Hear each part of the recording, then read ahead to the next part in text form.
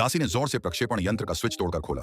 एक इंसानी आकृति पल भर में प्रकाश की गति से भी तेज उड़कर आकाश में गायब हो गई। बूढ़े वैज्ञानिक ने देखा कि उसके वर्षों के चंद्रमा पर जाने के प्रयोग आखिरकार सफल हो गए हैं। वह भी खुद को रोक न सका और तुरंत अपनी विशेष अंतरिक्ष पोशाक पहन ली।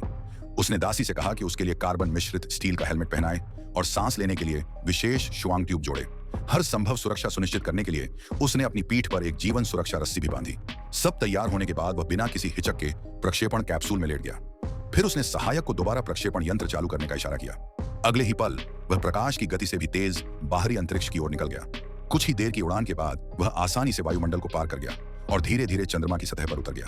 लेकिन जैसे ही उसने अपने पैर जमाए, उसके सामने का दृश्य देखकर उसकी रूह कांप गई। चारों ओर अनगिनत लाशें पड़ी थीं और ये सब वही लोग थे जिन्हें उसने अपने प्रयोगों में इस्तेमाल किया था। 2.5 साल तक लगातार प्रयासों के बाद आखिरकार वह चांद पर पहुंच तो गया, लेकिन उसे पता चला कि यह जगह तो पूरी तरह सुनसान है, मानव जीवन के लिए बिल्कुल भी उपयुक्त नहीं। उम्मीद थी कि कोई सैटेलाइट उसे देख लेगा और बचा लेगा, इसलिए उसने लाशों को एक बचाव संकेत के रूप में सजाया और जोर जोर से आसमान की ओर चिल्लाने लगा। लेकिन जैसे ही वह पूरी तरह निराश होने वाला था, उसके पीछे बंधी जीवन सुरक्षा रस्सी अचानक खींचने लगी। वह कुछ समझ पाता इससे पहले ही उसे घसीटकर एक घने जंगल में वापस ले आया गया। आसपास मौजूद नौकर चाकर यह देखकर तुरंत दौड़ पड़े और पाया कि वह बूढ़ा तो पूरी तरह सुरक्षित वापस उसी जगह पहुंच गया है। यह तो एकदम बहुत ही तार्किक लग रहा था।